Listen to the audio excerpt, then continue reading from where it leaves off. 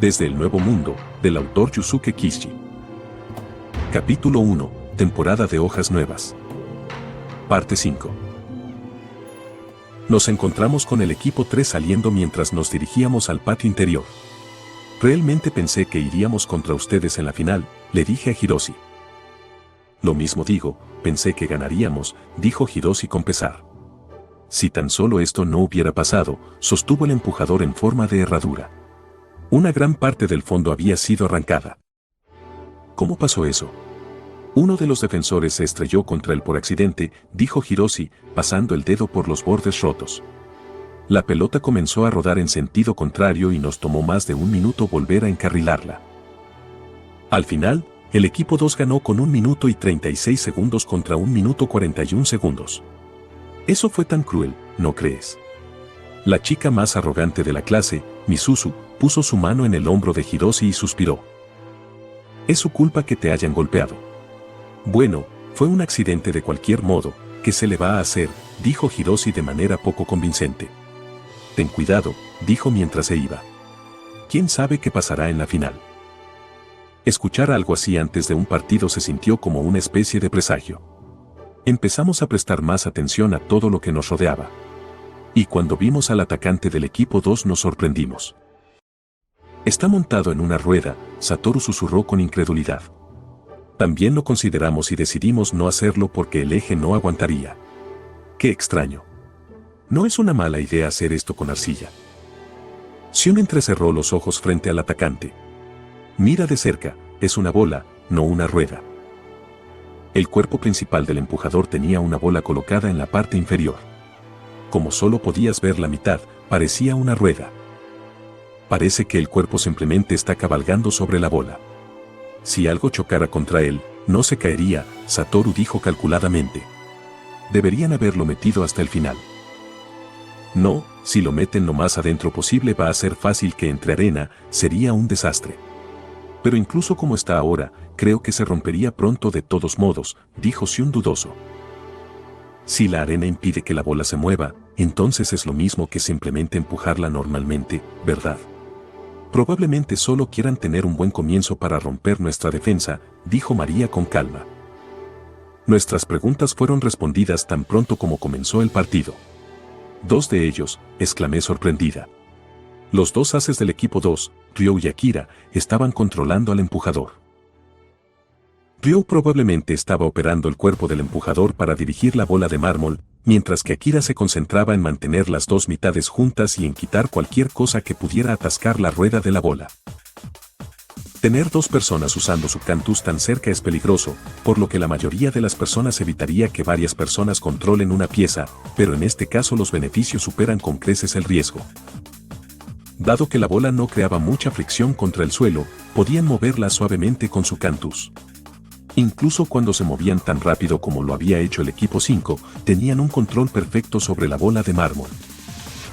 A pesar de que hicimos todo lo posible para defender, el empujador zigzagueó fácilmente a través de los huecos de nuestros defensores. El defensor de Satoru hizo un giro brusco en U, persiguiendo al empujador y se estrelló contra el lento movimiento de Mamoru, enviándolo fuera del campo. Está dañado, le dije a Sion suspirando. Eso parece. Ese empujador es realmente bueno. Ahora solo podemos contar con que tu idea funcione. Dejamos de controlar a los defensores y nos quedamos para monitorear la pelea. Al ver esto, los miembros del equipo 2 parecían pensar que nos habíamos dado por vencidos y corrieron triunfalmente. Luego se detuvieron abruptamente y miraron a su alrededor desconcertados. ¿Qué está pasando? No hay portería, nos gritó Manabu. La hay, respondió Sion. ¿Dónde? No tenemos que decirles nada, chicos, dijo Satoru con aires de suficiencia. Oye, detén el tiempo. Algo anda mal, se quejó Manabu. No te atrevas, advirtió María al cronometrador, un estudiante del equipo 4. No detengas el tiempo hasta que un lado haya ganado. Lo digo en serio. ¿Cómo podemos continuar el partido si no hay portería? Como dije, hay una, dijo Sion con calma al enojado Manabu. Búscala. Aunque te costará tiempo, se burló Satoru. Incluso como su compañero de equipo, pensé que Satoru estaba siendo molesto para el enemigo, debe ser absolutamente exasperante. Simplemente estamos perdiendo el tiempo si no hay una meta. Hay un objetivo. Si no lo hubiera, estaríamos violando las reglas y perderíamos el partido, dijo Seun en voz baja. Manabu miró a su alrededor con desconfianza. Si pudiéramos seguir así un poco más, habrán desperdiciado casi 2 minutos completos. Está escondido, ¿no es así? Uno de los miembros se dio cuenta de repente. Aunque escanearon el campo desesperadamente, la portería no estaba a la vista. Eso es hacer trampa, Manabu gruñó con los dientes apretados. No hay una regla que diga que no puedes ocultar la portería. Sí hay. Alterar el campo es una gran violación. Bueno, no cambiamos el campo de ninguna manera. ¿Te damos una pista?, preguntó Satoru.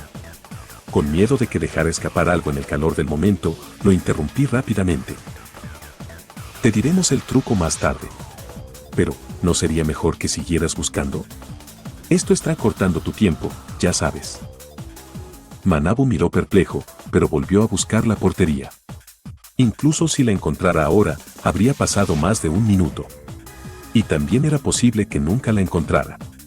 La portería estaba perfectamente cubierta por el fino disco de arcilla disfrazado de suelo arenoso. Al igual que una raya en tierra parte de sí misma en el fondo del océano para mezclarse, el borde del disco estaba oculto por la arena. Contrariamente a la afirmación de Satoru de no alterar el campo en absoluto, lo que estábamos haciendo probablemente era poco menos que romper las reglas.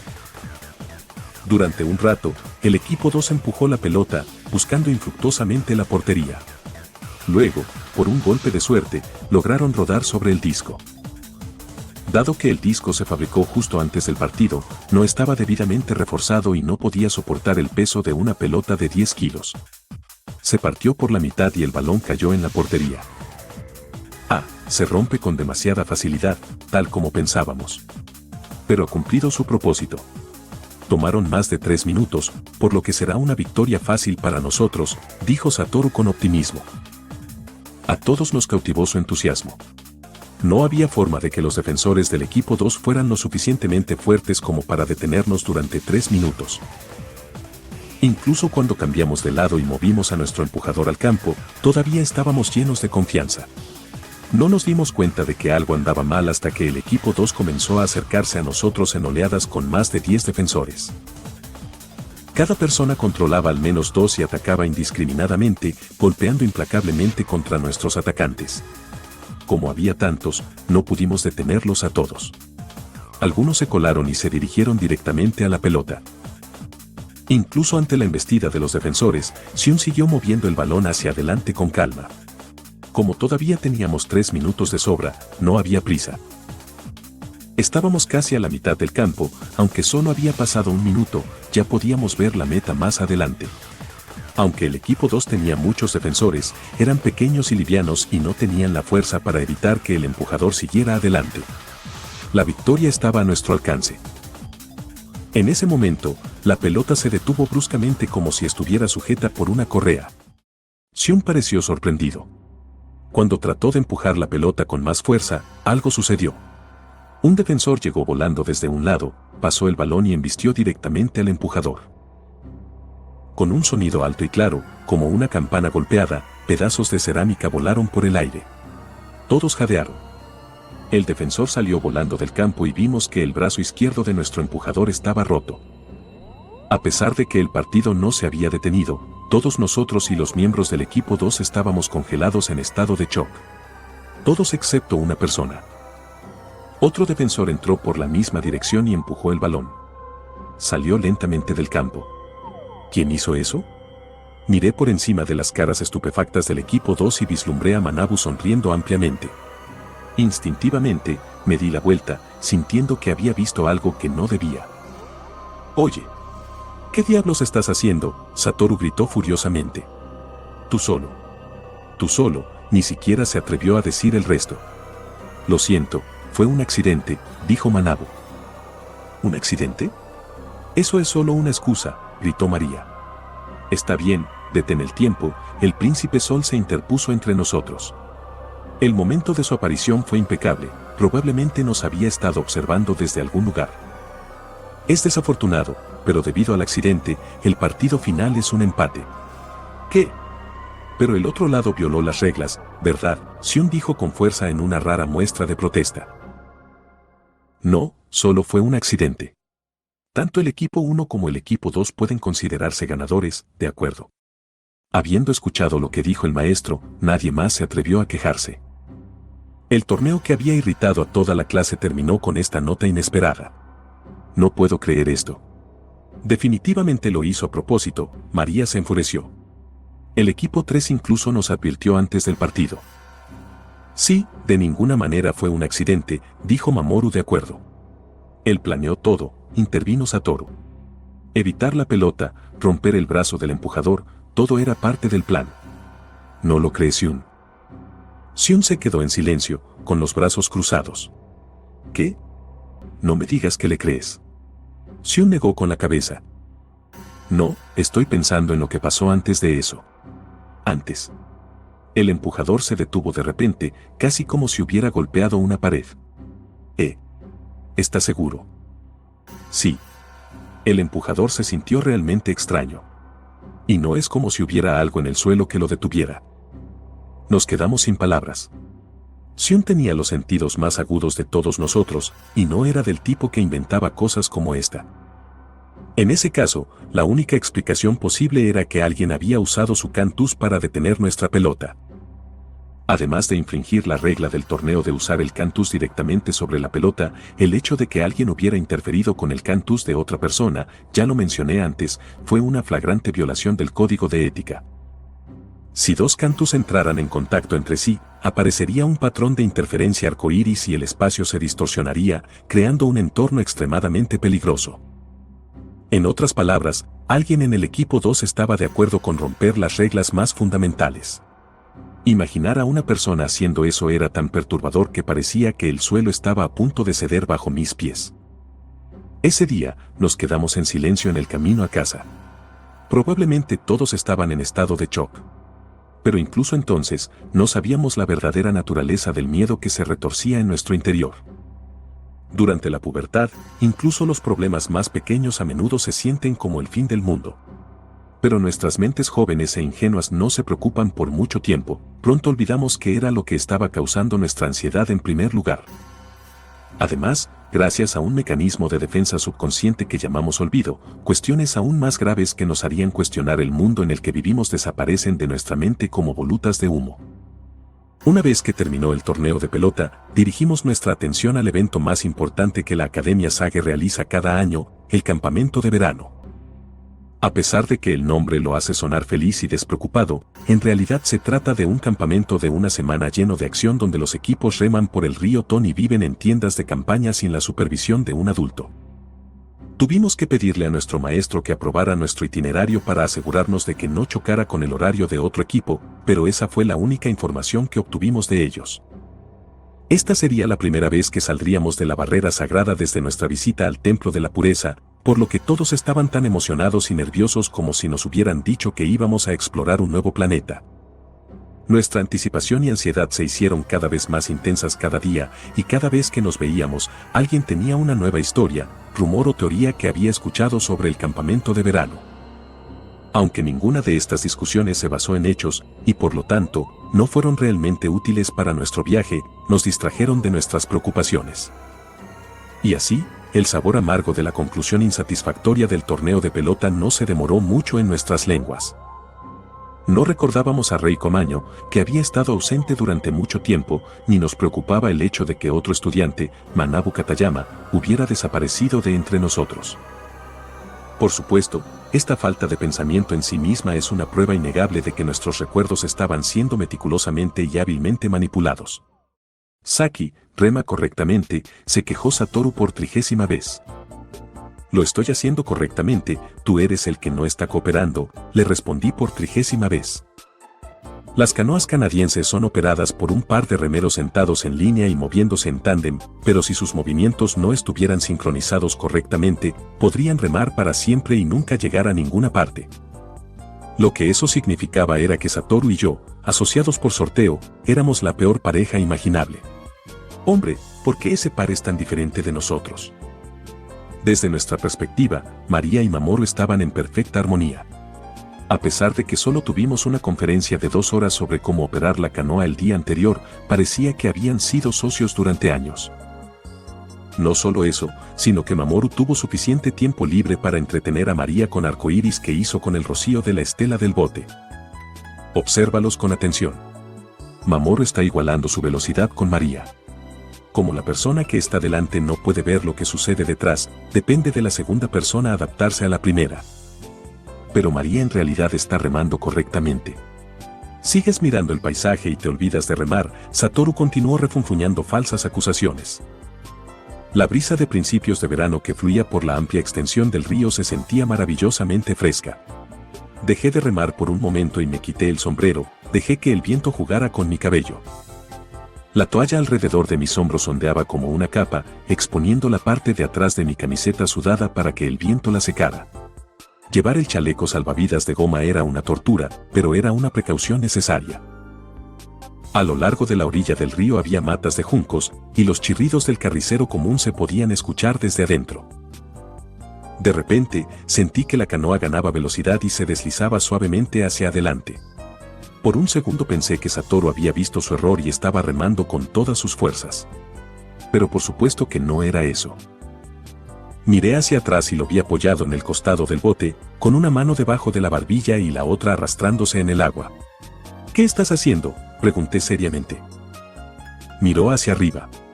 El río se siente tan bien, como el océano, solo que sin todo el rocío salado, dijo sin entender completamente mi punto.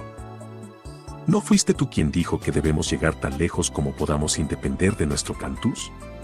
Ya te has rendido. No seas tonta. Podríamos haberlo hecho si fuéramos río abajo, pero es demasiado difícil remar contra la corriente, bostezó Satoru. Es por eso que solo estábamos compensando eso con nuestro cantus, así que...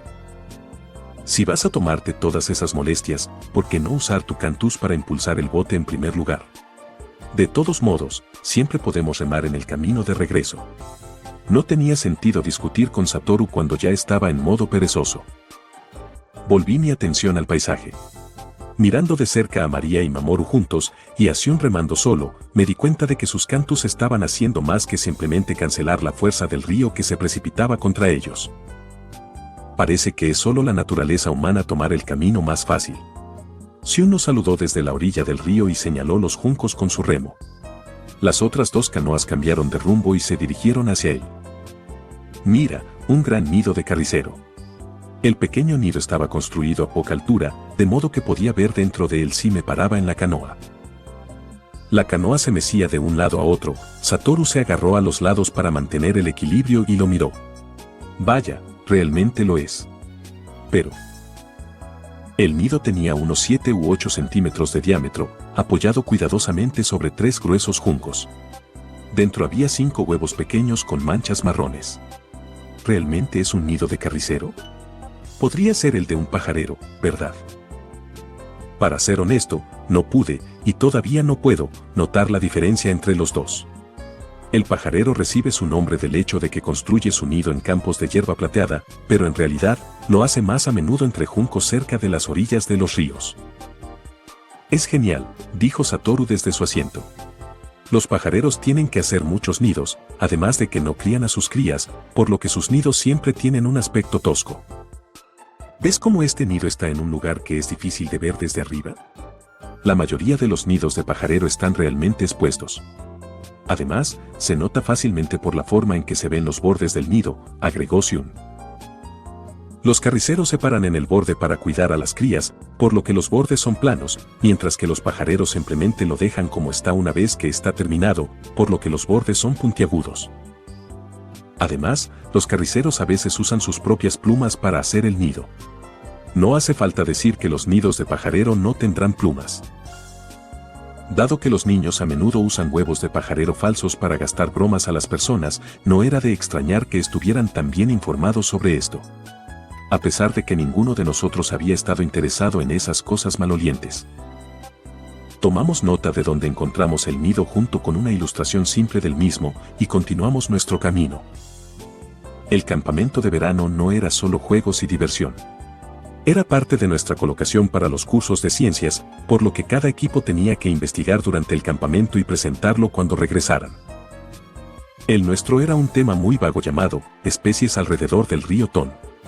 Antes de irnos, habíamos tenido una discusión acalorada sobre qué deberíamos escribir exactamente y acabábamos de acordar un punto de partida. No es suficiente ya, cuando Satoru comenzó a contar uno de sus cuentos fantásticos, como por ejemplo Perros Globo, me eché a reír. Algo tan extraño no podría existir. Te lo digo, son reales, dijo Satoru con una cara completamente seria. Dado que Satoru siempre reaccionaba a la defensiva ante las dudas, a menudo nos reíamos de las cosas que decía solo para provocarlo. Por lo general, solo creíamos a medias sus historias de todos modos, pero esta vez estaba siendo demasiado increíble. Algunas personas los han visto recientemente. ¿Cómo quién?, preguntó María. No sé sus nombres. Mira, es lo mismo de siempre. Siempre insiste en que hay testigos, pero cuando le pides un nombre, de repente se vuelve confuso, dije triunfalmente, pero Satoru me ignoró y continuó.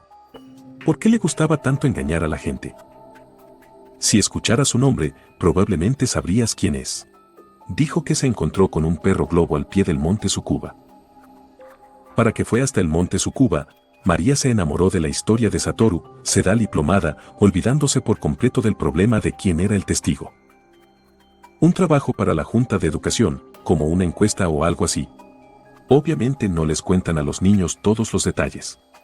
De todos modos, cuando se acercó a la montaña, un perro globo salió de una cueva. Justo cuando comencé a buscar agujeros en la historia de Satoru, Mamoru habló. ¿Cómo se veía?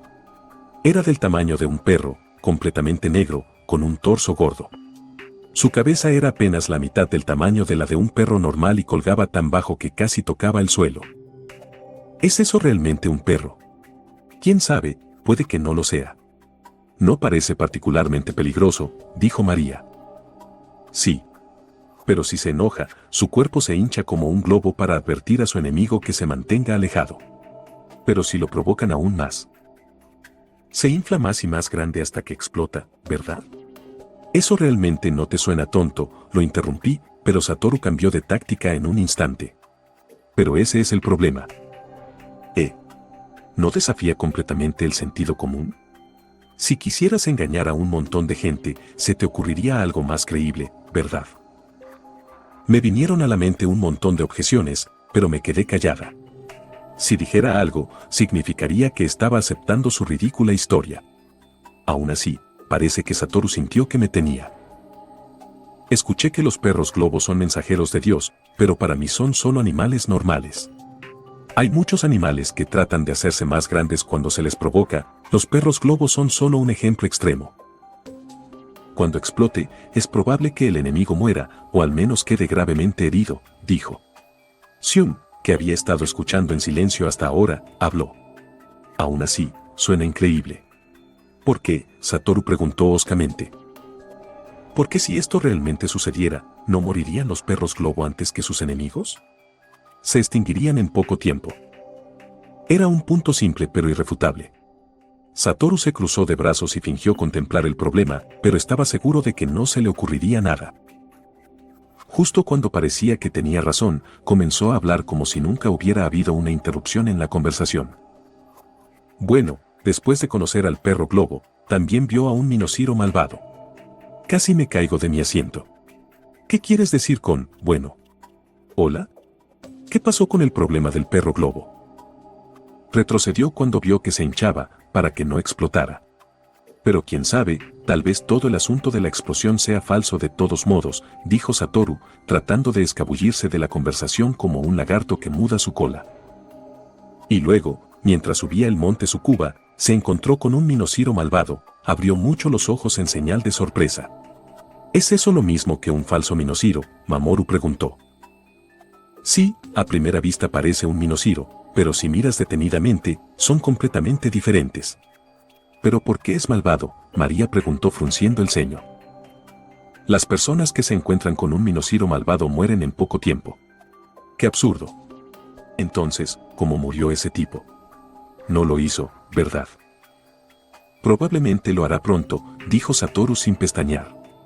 Si lo dejáramos aquí, sería como cada vez que Satoru cuenta una de sus historias sin sentido.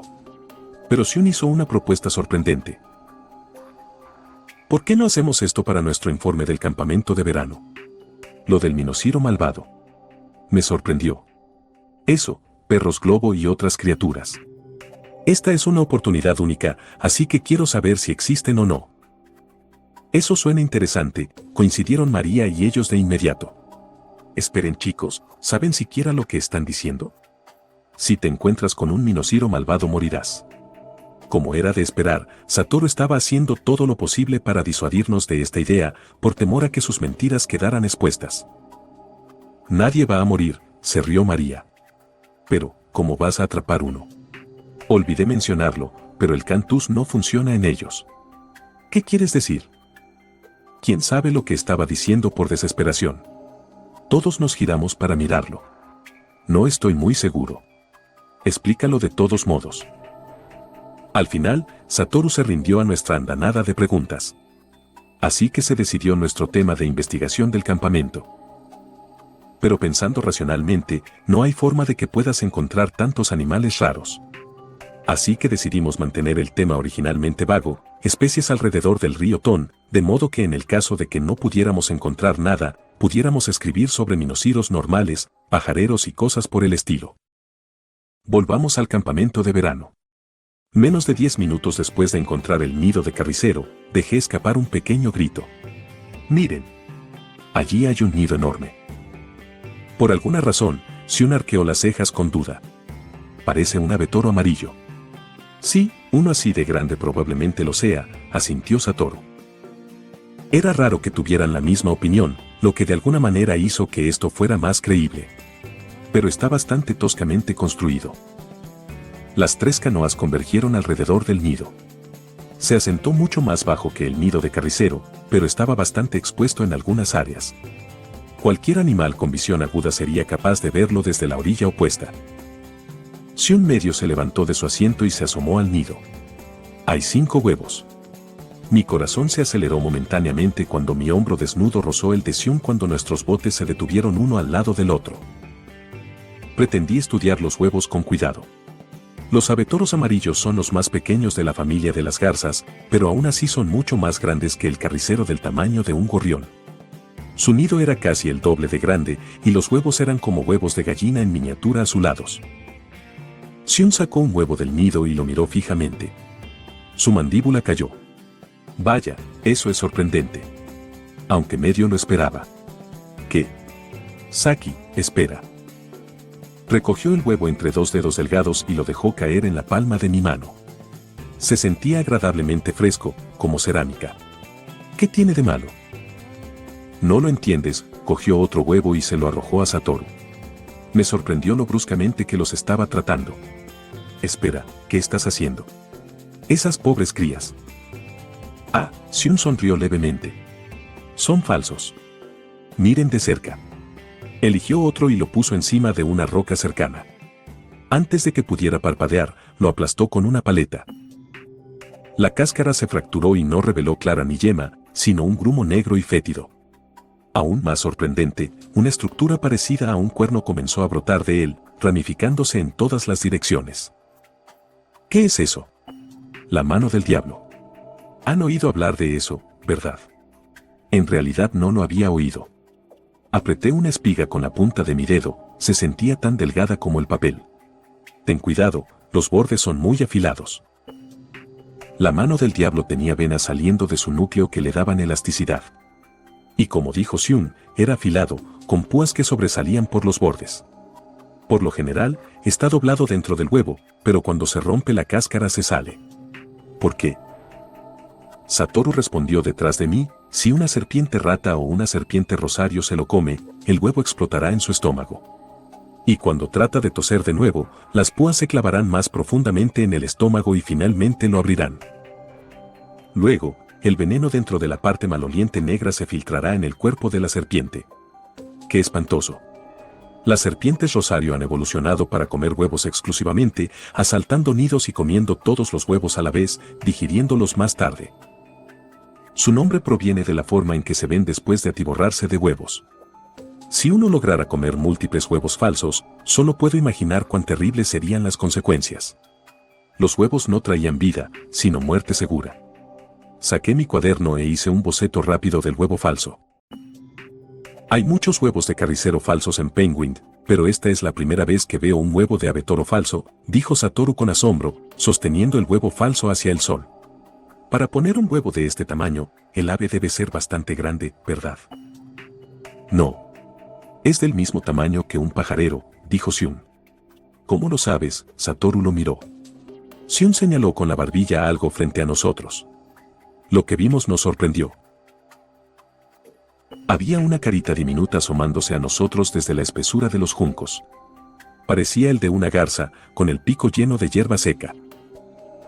Pero sus ojos estaban rojos y sin párpados, las escamas cubrían su rostro, y las líneas negras que corrían desde la esquina de sus ojos hacían obvio que no era un pájaro. El pajarero se desenrolló lentamente, deslizándose por un tallo grueso. La mayoría de los pajareros son de color marrón negruzco o verdoso, pero este era de color verde claro, como un brote joven. Aunque su pico era casi idéntico al de un pájaro, se notaba que el resto no había cambiado mucho con respecto a su antecesor, la serpiente amarilla. Estaba construyendo un nuevo nido, insertando hábilmente las cañas con su boca en varios lugares alrededor del nido. El nido del abetoro se construyó enroscado alrededor de los tallos de los juncos, pero el nido del pajarero se parecía más al de un carricero. Parecía lo suficientemente similar como para ser engañoso. El huevo falso podría haber sido del pajarero, ya que tienen la costumbre de construir múltiples nidos en la misma área. Miré a Satoru y lo vi poniendo los huevos falsos en su mochila. Solo quedaba uno en el nido. ¿Qué vas a hacer con esos?, preguntó María. En caso de que no nos encontremos con un perro globo o un minociro malvado, podemos escribir sobre esto para el informe de nuestro campamento. Los huevos falsos que parecen huevos de abetoro son bastante raros. Pero, ¿no sería malo para el pajarero llevárselos? Dado que son falsos, dejar uno debería ser suficiente. Mientras el nido no esté vacío, debería estar bien. La teoría de Satoru sonaba bien, pero si ese fuera realmente el caso, entonces el pajarero no pondría solo un huevo para empezar. En cualquier caso, pensé que la serpiente con la cara curiosa era más astuta de lo que creíamos. La estrategia de supervivencia del pajarero era el parasitismo de cría. El parasitismo de cría involucra al padre parásito que pone sus huevos en el nido de otro animal. El huevo eclosiona rápidamente y el animal empuja los huevos originales fuera del nido. Para mí, esto es probablemente lo más cruel que hacen los animales para sobrevivir. En África existe una especie de ave llamada guía de miel, cuyos polluelos nacen con ganchos en el pico para matar a los polluelos en el nido huésped. Según la historia natural de las nuevas islas japonesas, hace 1000 años, solo había unas pocas especies de cucos que eran parásitos de cría. Pero ahora, justo dentro del área en la que estábamos, a pesar de que hay animales que cuidan a sus propias crías, muchos más están buscando un buen nido para invadir. El mundo de las aves es uno de lucha interminable. El pajarero instala su convincente nido, deposita huevos falsos, y espera a que los pájaros caigan en su trampa. Patrulla periódicamente sus nidos en busca de nuevos tributos. Volví a pensar en el modelo del esqueleto del pajarero que vi en nuestra clase de ciencias. Para triturar los huevos, sus vértebras precaudales son más gruesas que las de otras serpientes, casi como una hilera de muelas. Reutiliza las cáscaras de huevo trituradas como material para sus propios huevos. Debido a las grandes cantidades de calcio en su cuerpo, los huevos que pone son duros, como los huevos de las aves, por lo que las crías de pajarero necesitan picos para salir. Pero nunca supe que usaban la mano del diablo como defensa contra las serpientes rata y las serpientes rosario, hasta hoy. Tal vez estaba dormida cuando el maestro nos enseñó eso. Es posible que esto me lo haya inventado, pero creo recordar que me sentí un poco incómoda en ese momento. Era un ejemplo de la vida real de la adaptación y selección natural mencionada en el libro de texto. Para sobrevivir, incluso algo como la mano del diablo podría evolucionar. Pero cuando volvimos a subir por el río Ton, todas mis preguntas y dudas se disiparon con la brisa relajante. Cuando el día llegaba a su fin, dirigimos nuestras canoas hacia la orilla y desembarcamos. Todavía había rastros débiles dejados por el equipo anterior en la arena. La primera tarea fue armar las carpas. Cavamos agujeros para los postes de bambú de la tienda y les atamos la lona con tiras de cuero. Fue un trabajo sorprendentemente agotador. La forma más fácil era hacer que una persona hiciera flotar los postes y la lona y otra persona los colocara correctamente. Lo siguiente fue la preparación de alimentos. Llevábamos más de 300 kilos de provisiones en nuestras canoas, así que la comida era abundante. Recogimos ramitas secas y astillas cerca y encendimos un fuego con nuestro cantus. En una olla pusimos agua purificada, arroz, verduras, carne, tofu y otros alimentos para hacer papilla de arroz. Aunque los únicos condimentos que teníamos eran miso y sal, a todos se les había abierto el apetito y devoramos toda la olla en un abrir y cerrar de ojos. El sol se había puesto mientras comíamos, y ahora estábamos sentados charlando alrededor de la fogata. Esa escena todavía está grabada vívidamente en mi mente. Estaba cansada después de todo un día de actividad y el humo del fuego me hacía llorar. Dado que esta era nuestra primera gran aventura fuera de la barrera sagrada, todos estábamos más animados que de costumbre. A medida que el cielo se desvanecía de un azul pálido a un azul profundo, el fuego iluminó nuestros rostros con un resplandor rojo. A decir verdad, no puedo recordar la primera mitad de nuestras conversaciones. Recuerdo perfectamente nuestras conversaciones diurnas, pero los temas más interesantes que discutimos esa noche siguen eludiéndome. Es como si esos recuerdos se hubieran borrado. En ese momento, estaba completamente concentrada en el chico al otro lado del fuego. Nunca lo has visto antes, ¿verdad, Saki? Satoru dijo de repente. ¿De qué estaba hablando que nunca había visto antes? De todos modos, solo daré una respuesta evasiva. Oh, quién sabe. Así que tienes. No tuve más remedio que negar con la cabeza. ¿Ves? No hay manera, dijo Satoru con firmeza. Quería refutarlo, pero como no sabía de qué estaba hablando, no había nada que pudiera hacer. Eso es todo. Satoru de repente se emocionó mucho por alguna razón. Justo el otro día, Shun y yo lo vimos por primera vez, ¿verdad? Al otro lado de las llamas, vi a Shun asentir. No podía recordar cuando los dos se habían vuelto tan cercanos. Debe ser algo importante, para estar tan fuertemente protegido. De todos modos, no creo que ninguno de nosotros lo haya visto cuando estábamos en la escuela Armonía, dijo Shun con su voz tranquila, sonriendo levemente. Hay una pared justo detrás de la puerta, así que incluso si la abres, aún no puedes ver el patio interior. Y los maestros siempre tienen mucho cuidado al abrir y cerrar la puerta. ¿Significa esto que en realidad fueron al patio?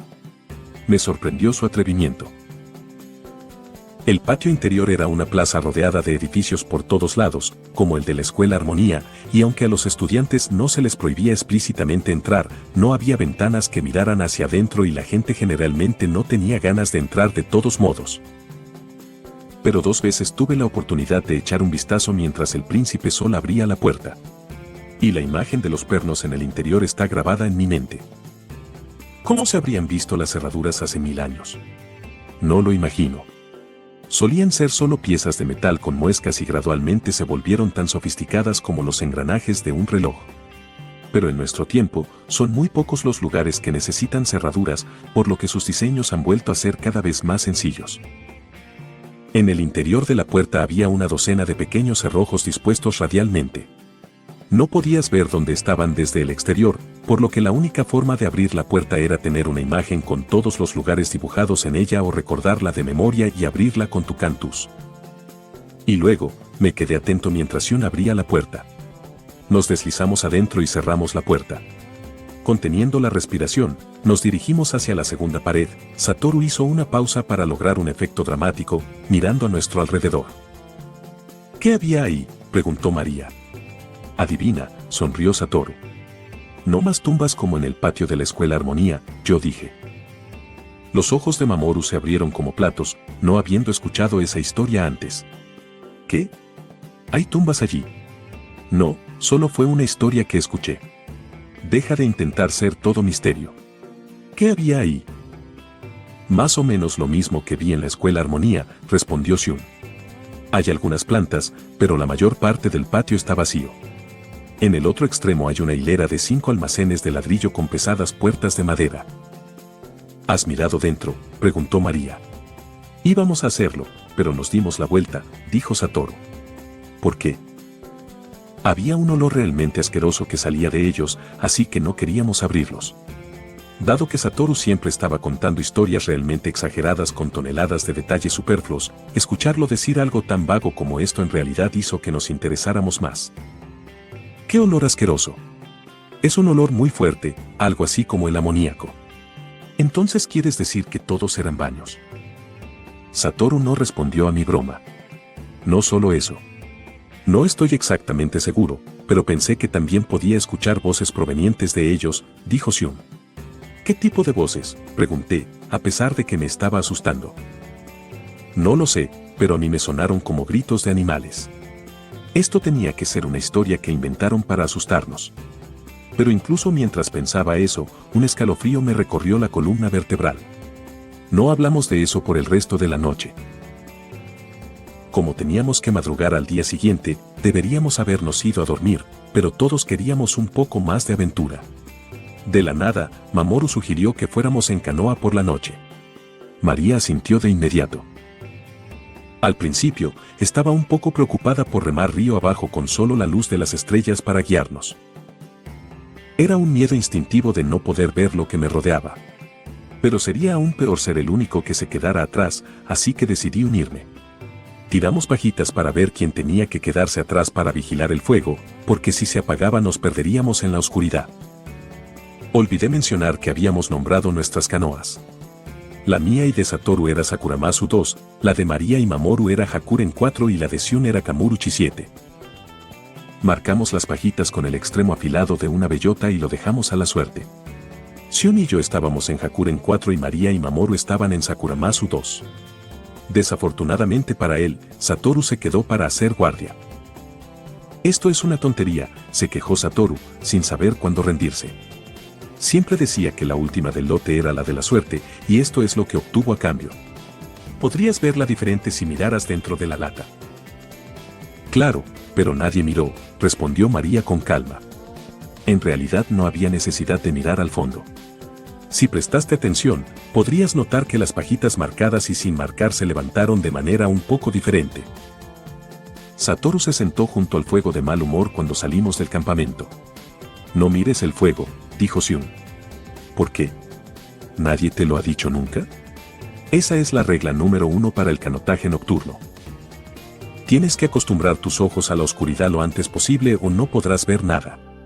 Xion subió a la canoa primero y se dio la vuelta para ayudarme. Mi corazón se disparó y me olvidé por completo de tener miedo de perderme en el río oscuro. La canoa se deslizó silenciosamente en la noche. No poder ver nada nos hizo desconfiar de usar nuestro cantus, así que remamos con los remos por un rato. Incluso después de que mis ojos se acostumbraron, era difícil ver. El río reflejaba solo las luces parpadeantes de las estrellas y todo lo demás era negrura. El único sonido procedía de los pequeños chapoteos de nuestros remos. Se siente como si estuviera en un sueño, susurré. Así, es difícil saber qué tan rápido vamos. Puedes darte cuenta si metes la mano en el agua, dijo Xion desde atrás. Dejé el remo y metí los dedos en el agua. El agua fluyó rápidamente entre mis dedos. Desde algún lugar muy adelante, la risa de María resonó. Debido al silencio de la noche, o la quietud del agua, el sonido viajó mucho más lejos que durante el día. Xion dejó de remar y volvió a meter el remo en el bote. ¿Qué sucede? Si sigues remando, siempre habrá ondas, ¿verdad? Parecía estar mirando el agua. Me di la vuelta y vi la fogata. Ya habíamos viajado bastante río abajo. Sí, pero es un río, así que siempre habrá algunas olas. Xion cantó su mantra. ¿Lista? Voy a aplanar la superficie. Una onda se extendió desde nuestro bote y las olas desaparecieron. ¡Guau! Eso es increíble. Era como si el agua se hubiera congelado. Se alisó cualquier imperfección y la superficie parecía vidrio pulido, un espejo gigante que reflejaba todas las estrellas del cielo. Hermoso. Es como si estuviera en el espacio. Recordaría esta noche hasta el día de mi muerte. Hakuren 4 no flotaba en un río, sino en la Vía Láctea. Una voz llegó viajando en el viento, desde muy lejos. La voz de Satoru. Miré hacia atrás y apenas pude ver el fuego. ¿Deberíamos regresar?, preguntó Xion. Negué con la cabeza en silencio. Quería quedarme aquí un poco más. Con Xion, en este mundo perfecto. Nuestra canoa se deslizó por el cielo estrellado. Me recosté sobre mi mano derecha para disfrutar de la vista. Después de un rato, sentí la mano de Xiun, sus dedos delgados cubriendo los míos. Deseé que el tiempo se detuviera. Solo Xiun y yo, unidos así para siempre. No sé cuánto tiempo estuvimos así. Lo que me trajo de vuelta a la realidad fue la voz de Satoru que venía desde muy lejos. Parecía que estaba entrando en pánico porque nadie iba a volver. Vamos, dijo Xiun. Esta vez, asentí. Sería malo dejar a Satoru solo durante demasiado tiempo. Dimos la vuelta al barco. Xiun usó su cantus para impulsarnos río arriba, y las estrellas se dispersaron en las olas. Justo cuando estábamos alcanzando una velocidad cómoda, me cegó una sensación de inquietud. ¿Exactamente a qué velocidad íbamos en este momento? El río y sus orillas se fundieron en la oscuridad, dejándome completamente incapaz de reconocer nada.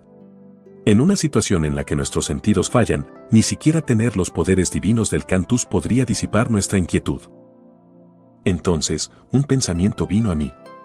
Si nos aisláramos de nuestros sentidos, ¿seguiríamos siendo capaces de usar nuestro cantus? Y entonces, siguiendo esa línea de pensamiento, porque no había nadie que hubiera perdido el sentido de la vista o del oído viviendo en nuestro pueblo. Fin de la parte 5.